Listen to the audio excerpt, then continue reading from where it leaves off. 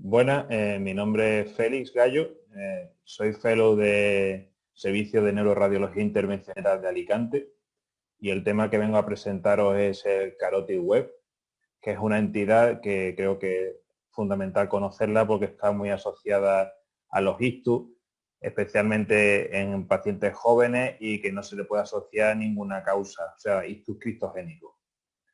Bueno, el carotid web os pongo aquí una imagen de una tela de araña porque tenéis que haceros la idea que es como una red que está en el lumen, en la luz de la carótida interna y pues nada, va a ser una de las causas de formación de trombos. Para entender un poco el carotid web voy a hablar un poco de historia. La primera vez que se definió el carotid web fue por Conner en 1965. Él describió una hiperplasia, una fibroplasia, o sea, una fibrosis anómala en la carótida interna, que él creía que era como una especie de, era una fibrodisplasia muscular, pero que solo afectaba a la carótida interna. Rainer, 3 años más tarde, en una paciente joven con ictus recurrente, describe también ese defecto en el margen posterior del bulbo carotídeo, pero a ella no le parece que sea una displasia fibromuscular, sino que podría ser una identidad aparte. Y no es hasta 1973 cuando Momous y New publican un artículo, ellos recogen 7.000 pacientes en el hospital de Massachusetts y de esos 7.000 pacientes, en 4 de ellos describen esa protusión en la pared posterior del bulbo carotídeo y acuñan el término de web. Además, ellos ya piensan que eso puede estar en relación con la formación de trombos y también postulan que es una entidad que tampoco es frecuente, dada su incidencia. Para entender un poco el carotid web también hay que irnos a los orígenes y en este caso, pues nada, entender un poco lo que es la displasia fibromuscular, que es una enfermedad que afecta fundamentalmente a mujeres jóvenes. Muy a grosso modo se clasifica en función de la capa arterial que se afecte, si se afecta a la íntima, la media o la adventicia. Es muy característico la imagen en collar de perlas, como vemos aquí en esta arteriografía renal. Y vemos también que puede producir una elongación, una tortuosidad de los vasos cerebrales, ya que también los afecta, y puede dar lugar a la formación de pseudoaneurismas. En cuanto al carotid web, se produce un fenómeno parecido a la displasia fibromuscular, se produce una fibroplasia, un desarrollo de tejido fibroso anómalo, con fenómenos de hiperplasia. Afecta fundamentalmente a la pared posterior de la carótida y se postula que puede tener un origen congénito. En cuanto a la prevalencia, no es bien conocida. Bueno, tenemos varios artículos. El primero de ellos es de Momous y New, el que he comentado antes, que ellos analizaron 7.000 pacientes y vieron que en 4 había web. Lo que pasa es que en este artículo en concreto ellos no recogen imágenes, no tienen tampoco una confirmación histopatológica de esos web, por lo cual queda como un poco en el aire. Luego se hace un subanálisis del estudio del trial Mr. Clean, en el que se recogen pacientes con ictus criptogénico con oclusión de gran vaso y se ve que hay web hasta en un 2,7% de ellos. Sin embargo, el problema de este subanálisis es que no tiene un grupo control con el que comparar. Luego Choi publica un artículo en el AJNR en 2015 en el que él en todos los pacientes con sospecha de ictus hace un angiotac cervical. Luego a las 24 horas le hace una resonancia para confirmar la presencia de un ictus. Y eso lo hace durante un año. Y durante un año recoge 576 pacientes con sospecha de ictus, en los cuales identifica en 7 personas, en 7 pacientes carotid web, de los cuales 4 de ellos eran mujeres, por lo cual establece como una prevalencia en torno al 1,2% con un intervalo de confianza del 95% entre el 0,4 y el 2,5%. También describe que hay 14 pequeñas protusiones, pero estas protusiones que describe no las categoriza como web porque son pequeñas, no logra verlas en 2 planos en el angiotac, como luego veremos que eso es importante, por lo cual no los categoriza como web. Estos artículos ya son bastante más interesantes porque ya son casos control. El de Hughes El primero se publicó en la revista Stroke en 2016. Él estudió una población, un grupo de pacientes en la isla de Martinica y recogió 43 pacientes que tenían sospecha de ictus y los comparó con otro grupo más o menos homogéneo, de la misma edad, de las mismas características por sexo, que habían tenido un antecedente traumático. En ambos grupos se habían hecho angioTAC, cráneo cervical, y bueno, en el grupo de ictus, en el grupo de esos 43 pacientes que se habían hecho un angioTAC y eran un ictus, una sospecha de ictus, se vio que 27 de esos pacientes tenían ictus de origen indeterminado, de los cuales 10 de ellos tenían web. El grupo control, que es el grupo de los politraumas, estos pacientes se recogieron también 27 dentro de ese, se recogió un subgrupo de 27 y 2 de ellos tenían carótida web, por lo cual se vio que respecto al grupo de ictus, respecto al grupo control, el ictus cristogénico era el 37% de ellos iban a tener web, y también estableció que el carótida web era 24 veces más frecuente en los pacientes con ictus cristogénico unihemisférico de circulación anterior respecto a los pacientes del grupo control. Las limitaciones de este estudio atienden a que es una población pequeña, es una isla, la mayoría de la población es de descendencia afroamericana, por lo cual a lo mejor sería un poco difícil extrapolar los resultados a una población general. King hizo un estudio parecido que se publicó en el Journal Stroke Cerebrovascular Disease en 2019 y él hizo lo mismo que Hughes, cogió 51 pacientes con ictus cristogénico y los comparó con otros 51 pacientes con un antecedente traumático y vio que había 13 web en el grupo de pacientes con ictus. Y bueno, son estudios casos control. Así, a grosso modo y en líneas generales, revisando los artículos, se podría decir que la edad media de estos pacientes ronda en torno a los 40 años, son pacientes jóvenes, con un rango intercuartil entre 34 y 55 años, que es más frecuente en mujeres, esto confirmado anatomopatológicamente, el 63% de los pacientes con web van a ser mujeres, que hay una predominancia, parece ser que hay una predominancia en la población afroamericana. Esto es según el artículo de Hughes, y digo que como lo hizo en la isla de Martinica, habrá que tener en cuenta que a la hora de extrapolar esos resultados.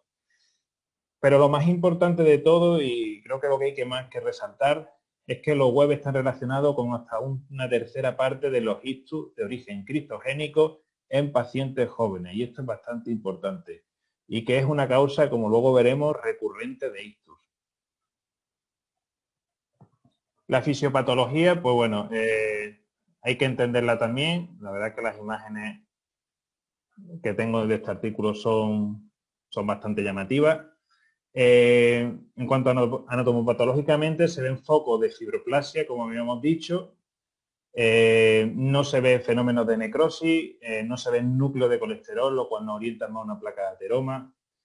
Y en cuanto a los hallazgos, pues estas 4 imágenes nos orientan. La primera de ellas muestra un web clásico, sería con una prominencia, una fibroplasia intimal prominente. Este sería un web clásico. Luego vemos aquí una cavidad en este otro web, que también hay fenómenos de fibroplasia intimal, con hemorragia asociada, que es todo esto que se ve aquí rojo, esto es hemorragia. Luego se ve otra cavidad también aquí en este otro web, que es una cavidad, pues estas cavidades son disecciones. Y luego esta es la imagen más interesante de todas, que se ve una fibroplasia intimal con trombo asociado, que es lo que nos señala aquí la flechita, que esto es lo que más nos interesa en el contexto del código ictus. Hay que tener en cuenta que el web, pues como he dicho, un engrosamiento es una fibroplasia intimal, se considera como una variante de la fibrodisplasia muscular, que puede asociar a degeneración misoide y que es importante que, a diferencia de la displasia fibromuscular, no está en otros territorios arteriales. El web solo se localiza exclusivamente en el bulbo carotídeo. Podrá ser uni o bilateral, pero en el bulbo carotídeo. Y una cosa muy importante, en la que voy a incidir bastante, es que la mayoría de los web no provocan estenosis significativa. Y esto es muy importante, porque luego, como veremos, va a estar asociado a una dificultad a la hora de hacer un diagnóstico. Respecto a la placa de ateroma clásica, pues generalmente la placa de ateroma suele tener un núcleo necrótico, lipídico, una cubierta fibrosa, se envuelve con una media atrófica y las placas de ateroma sí que van a poder dar estenosis significativa, incluso, como bien sabemos, la oclusión del vaso. Aquí os pongo unas imágenes del artículo de Hughes, de una angiotac con un web y luego la disección post-mortem y vemos aquí esta laminita que es el web. En cuanto a la fisiopatología, pues bueno, hay que resaltar mucho que la trombogenicidad viene muy asociada a la morfología, mucho más que a la histología. La histología del web al final es un fenómeno de firoplasia, por lo cual parece ser que es la propia morfología del web la que da lugar al éxtasis sanguíneo, como vemos aquí. Va a formar una zona de turbulencia, va a formar una zona de agregado, y cuando este agregado, este trombo, alcanza un tamaño significativo, se va a desprender. Y cuando se desprenda, pues va a desplazarse hasta el vaso problema, en el contexto de un código ictus. En cuanto a los métodos diagnósticos, vamos a tener modalidades invasivas y modalidades no invasivas. En las invasivas tenemos la arteriografía cerebral, que como bien sabemos es el gold estándar para la imagen vascular craneocervical. Y tenemos también el ultrasonido endoscópico vascular, que os lo describiré, pero bueno, su uso va a ser limitado. Y la modalidad de no invasiva, como bien conocemos, tenemos la resonancia, el angiotac y la ecografía carotídea. Lo bueno de estas modalidades es que nos va a dar una información muy valiosa de lo que es la pared del vaso, pero lo malo que tienen es que algunas de ellas van a tener una limitada sensibilidad a la hora de identificar un huevo. En cuanto a la ecografía carotídea, pues quizás la prueba que más limitada tiene la sensibilidad, ya que el huevo, como he dicho antes, no ocasiona estenosis significativa. Va a depender mucho de la experiencia del operador y, bueno, como ventaja sabemos que no irradia, pero siempre hay que tener en cuenta que la ecografía va a ser algo complementario, que luego habrá que hacer otras pruebas para confirmar la presencia del huevo. Se describe como una ligera protrusión vulvar, ya lo describía Hughes en su artículo de Stroh en 2014, pero el primer artículo que se publica al respecto en Radiography en 1991 por Klieber, y ella dice pues una discreta heterogénea con moderada ecogenicidad, una masa con moderada ecogenicidad en la porción posterolateral de la carótida interna, que parece como una línea irregular de tejido. Pues bien, aquí tenemos aquí tenemos la ecografía de un paciente de nuestro hospital, de la bifurcación carotídea, y efectivamente vemos aquí esta bandita ecogénica que protruye hacia la luz y en la parte posterior lateral de la carótida interna. Aquí tenemos a la izquierda el modo B y el modo color, y vemos que no es limitante, no causa una estenosis limitante al flujo. Las curvas de velocidades, las velocidades sistólicas fueron normales. Y aquí os traigo un vídeo también en el que podéis ver la imagen color a la izquierda, el modo B a la derecha, y vemos el éxtasis que produce, que es bastante llamativo, de un huevo.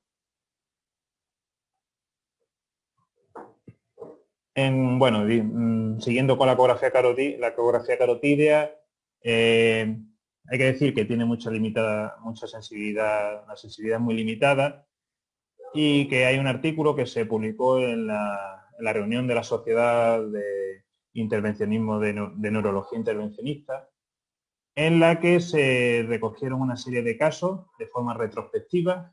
Eran pacientes que se habían diagnosticado con angiotac de Webb y se cogió esos mismos pacientes y se le hizo una ecografía y se observó los reportes de los radiólogos, los informes de los radiólogos sin tener conocimiento de que eran Webb.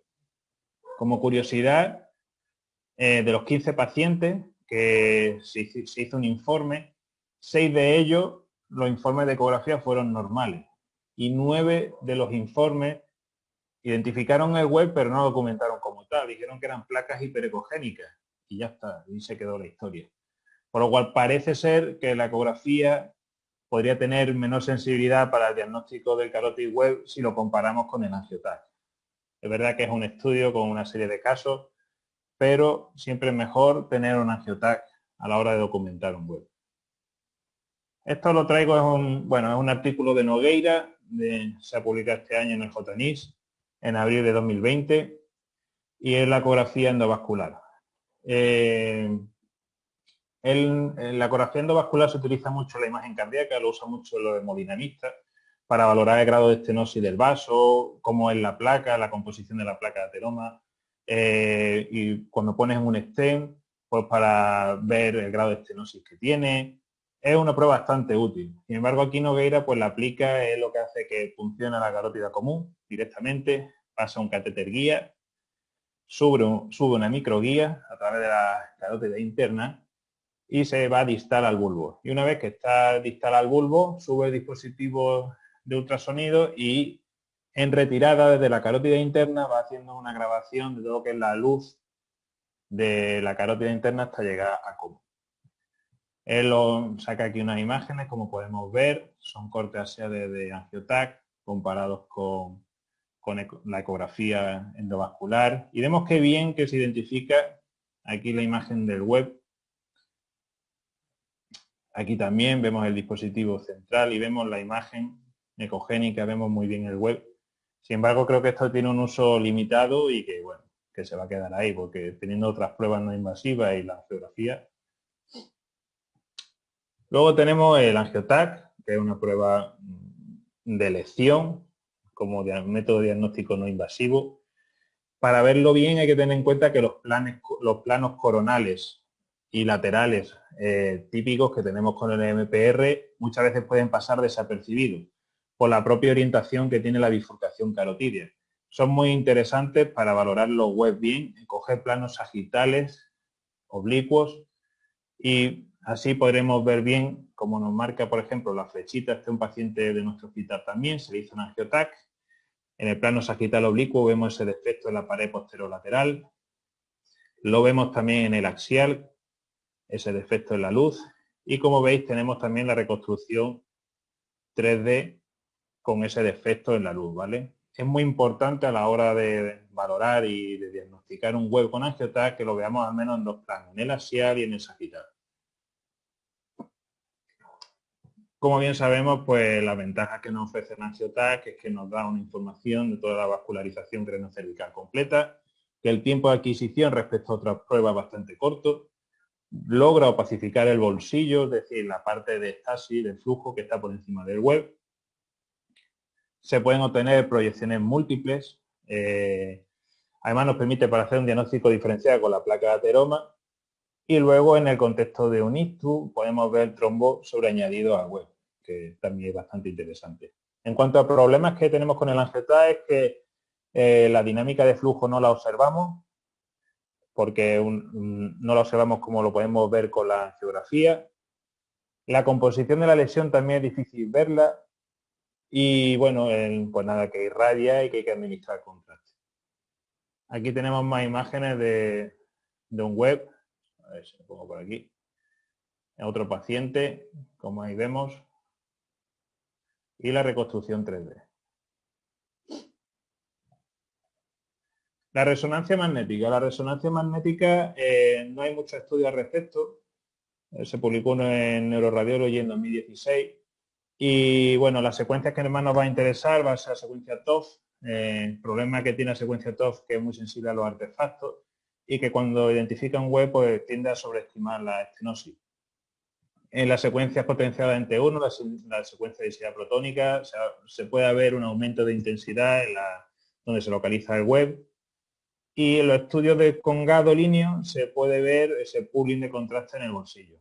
Lo bueno que tiene la resonancia es que evita radiación ionizante y lo malo que tiene es que, pues nada, consume bastante tiempo y es más costoso.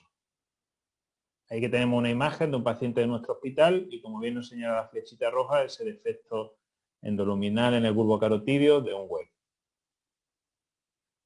La angiografía con sustracción digital, pues para nosotros va a ser el método invasivo de elección.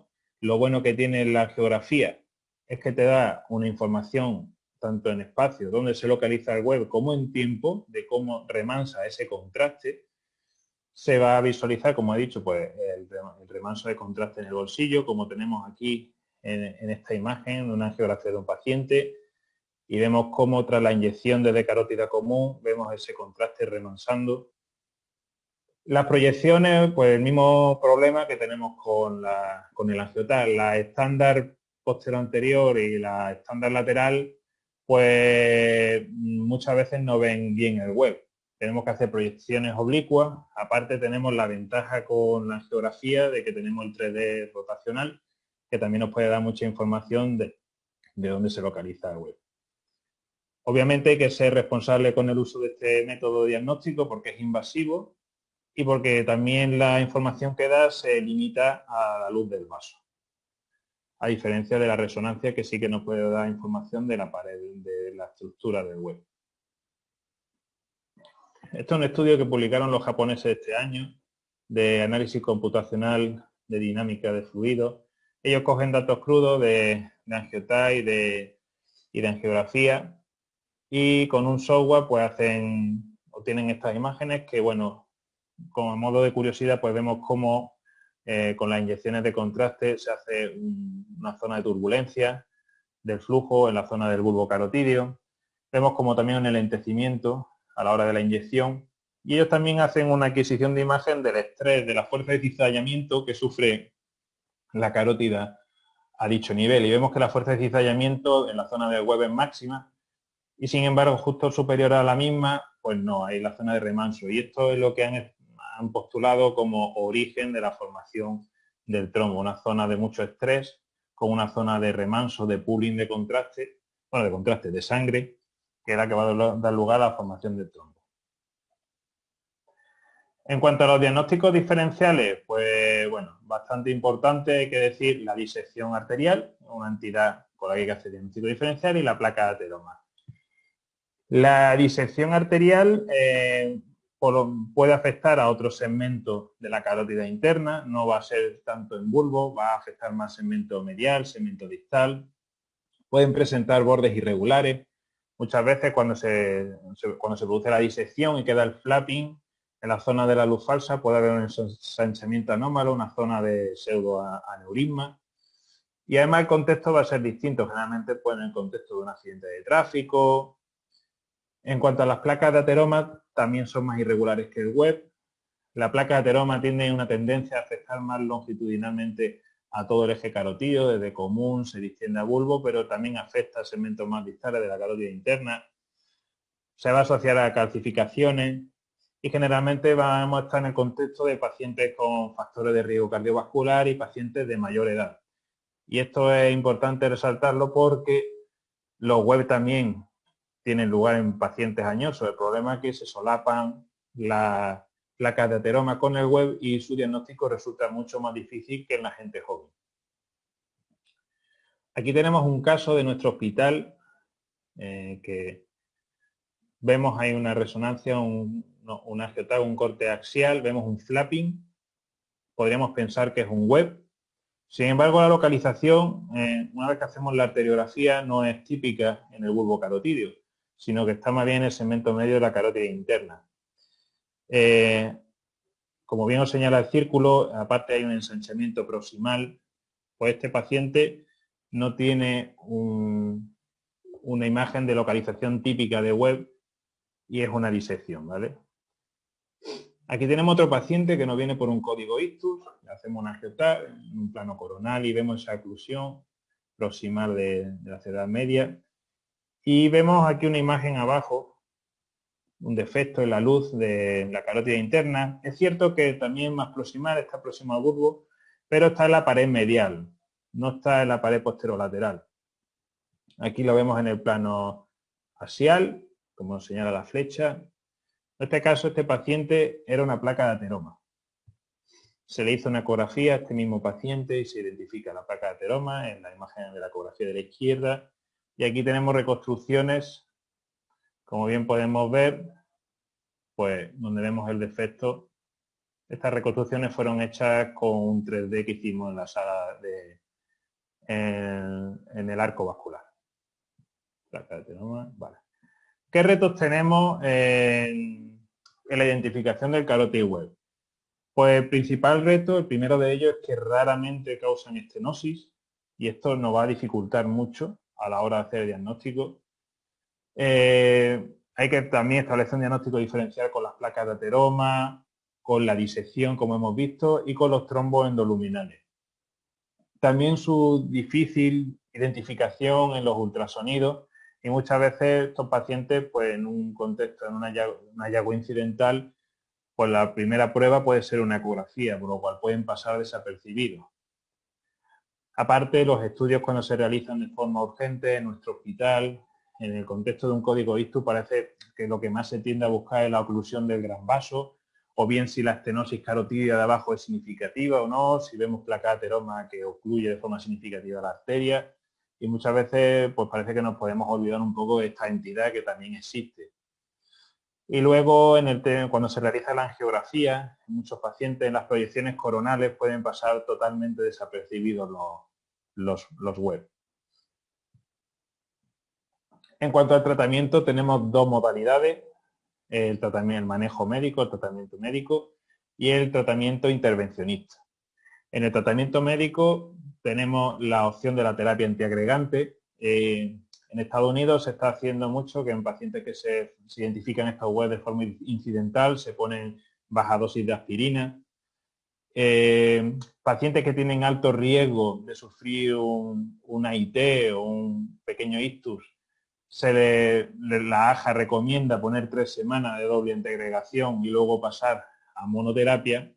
Sin embargo, la opción más interesante sería la anticoagulación, porque realmente al final el web da problemas porque asocia un trombo.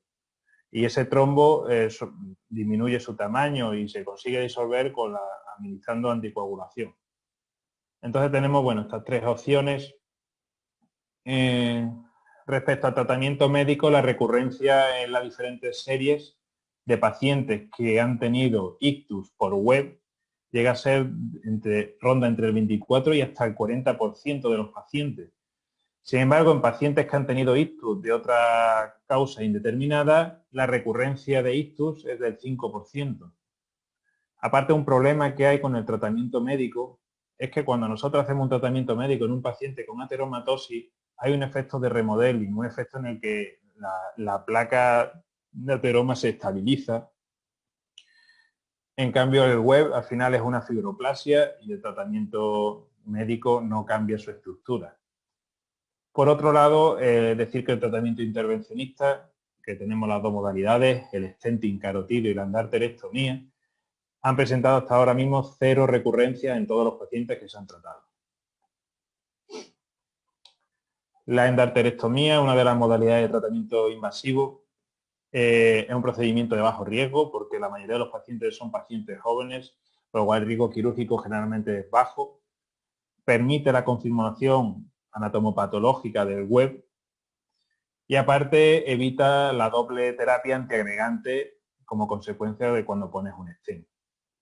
Son pacientes que tienen una larga expectativa de vida por delante y una opción interesante. En cuanto a la experiencia propia en nuestro hospital, nuestros cirujanos pues, han intervenido algunos web y ellos, pues las sensaciones que nos han transmitido, el feedback es que a ellos les cuesta mucho verlos, porque es verdad que hay web que son de un tamaño considerable y macroscópicamente se ven, pero hay otros que son una tela muy fina y ellos tienen la sensación de que cuando abren, hacen la arteriotomía, pues les cuesta mucho identificarlo, van como a ciegas. El procedimiento de la endarterectomía pues consiste en una arteriotomía, consiste en disecar luego el web y hacer un cierre con parche.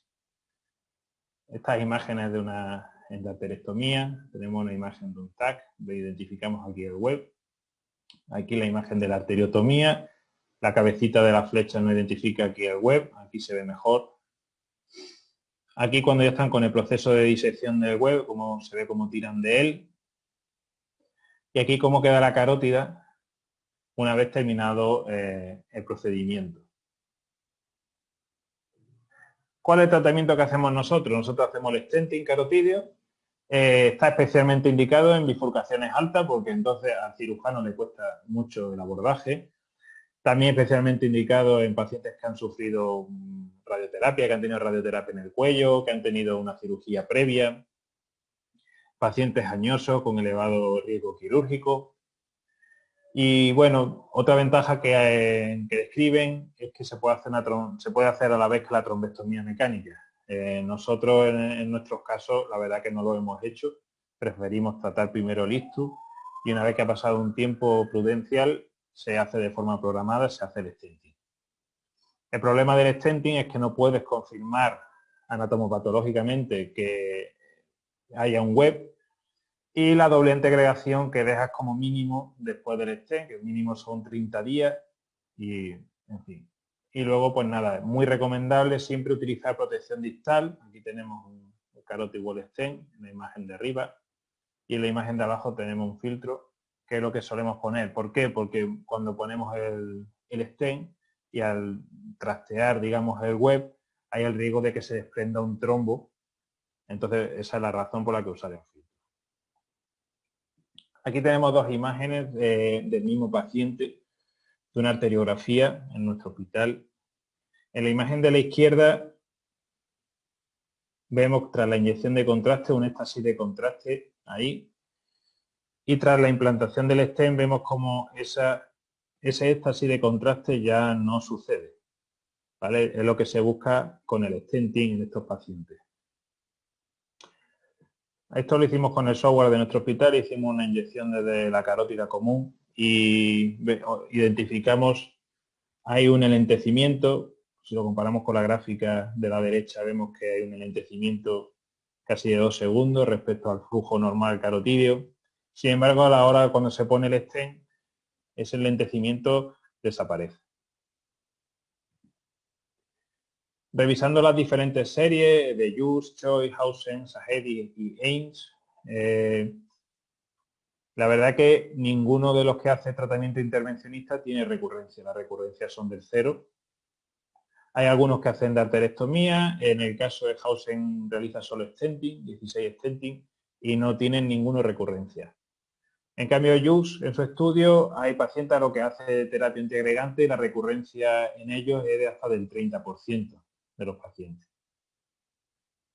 Y aquí os traigo una serie de casos de mi hospital, pues bueno, para ver un poco cómo nos manejamos en este contexto de web carotídeo. Este es un caso de un paciente varón de 50 años sin antecedentes personales.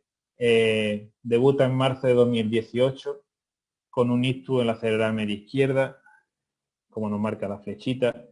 En la arteriografía se ve esa oclusión en M1 y se consigue una revascularización eficaz, un TICI-2B.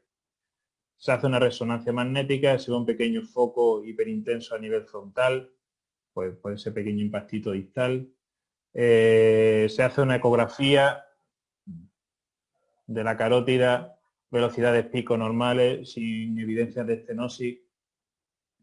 Se le hace estudio de trombofilia, ecocardiografía, electroencefalograma, todas las pruebas normales. Solo como antecedente a destacar el de tabaquismo. Total, el paciente se le da el alta. Tratamiento con aspirina, torvastatina y clopidogrel. Y vuelve en diciembre del mismo año. Bueno, estas son las imágenes del angiotap. Vuelve en diciembre del mismo año con otra oclusión, como vemos aquí, en M1, izquierda, en el mismo sitio. Se le hace un angiotac, como marca la flecha amarilla, se identifica ahí un defecto en la pared posterolateral, como bien vemos ahí en las imágenes. En el corte axial también se ve ese defecto endoluminal y se hace una resonancia magnética para complementar el hallazgo. Este paciente tenía un web, hizo una recurrencia de ictus en el mismo vaso. Este paciente lo trataron los cirujanos de nuestro hospital y se operó. Y bueno, desgraciadamente intenté llamarlo para contactar con él y tener imágenes de control, pero no ha sido posible. Pero no ha vuelto a recurrir. Pues nada, este es el mismo paciente en el procedimiento que se hizo la trombectomía. Y nada, vemos en la imagen de la derecha, que es la que más nos interesa, cómo se queda el contraste remansando.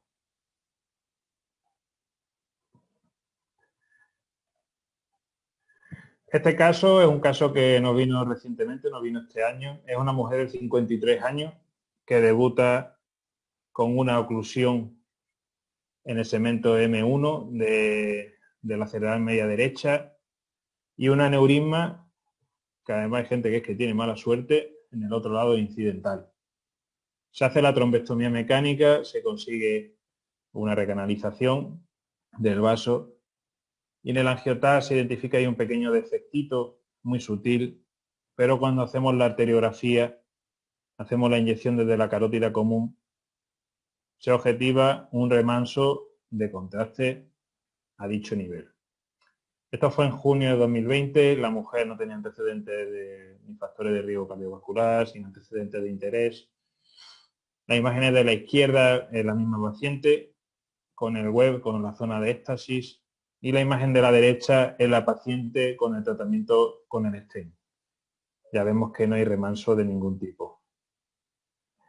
El caso 3 que traigo es un caso de un varón de 42 años. Este paciente vino por urgencia, no vino con un código ICTU.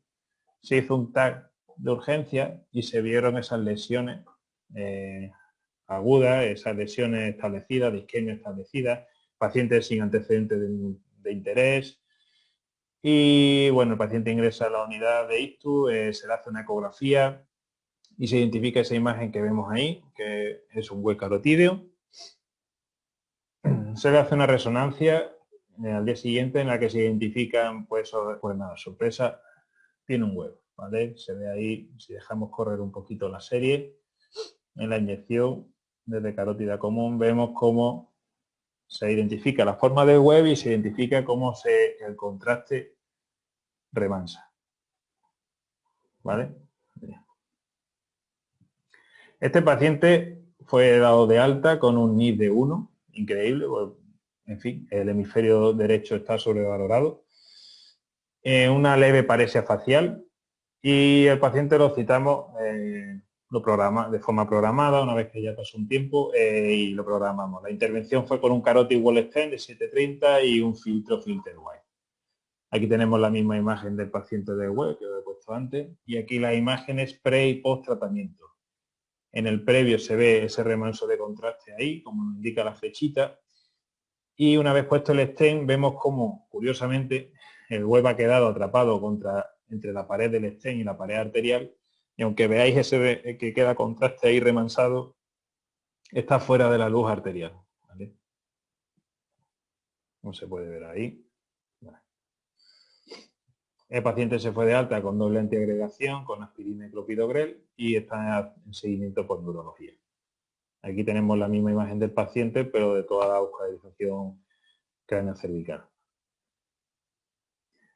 Este otro caso es un caso de una mujer de 30 años, sin antecedentes de interés, fumadora, toma anticonceptivos orales y acude por una oclusión a nivel de M1 izquierda. Podemos pensar, podemos asociarla a la toma de anticonceptivos. Vemos que es una perfusión favorable con un área de penumbra, un aumento de tiempo de tránsito medio, tiempo al pico, en todo el territorio de la cerebral media, por lo cual, pues nada, candidata a trombectomía, el flujo ligeramente aumentado. Ya en el angioTAC vemos, según nos marca la flechita, un defecto muy sutil en la parte posterior del bulbo carotídeo. Pero lo primero es la trombectomía, se logra recanalizar la arteria. Bueno, las pruebas son normales, electrocardiograma normal, se hace neurosono normal y se cita para tratamiento endovascular. FilterWire, utilizamos un FilterWire, utilizamos un carótid 730, preparamos con doble antiagregación al paciente. Esta es la imagen pre, con el web ahí, como nos marca la flechita. Y esta es la imagen tras el stenting. Como vemos que ya no se observa remanso de contraste. Entonces, bueno, una vez ya visto todo esto, ¿hacia dónde vamos, no? ¿Qué hacer con estos pacientes? ¿Qué hacer cuando el hallazgo es incidental? Sabemos que hay un riesgo de ictus, lo tratamos de forma conservadora. Sabemos que también hay recurrencias con el tratamiento médico. Hasta el 30-40% de la serie hacemos una endarterectomía, un stenting. Sabemos que el riesgo de recurrencia con el tratamiento invasivo es 0. Realmente todavía no hay evidencia a favor de ninguna de las vías, porque falta todavía experiencia. Pero bueno, habría que plantear a ver qué hacer con este tipo de pacientes si se identifica el web de forma incidental y si se identifica una vez que ya han tenido un hito. Y nada, quería agradeceros vuestra atención. Aquí os traigo una foto de la playa de la Caleta, de Cádiz.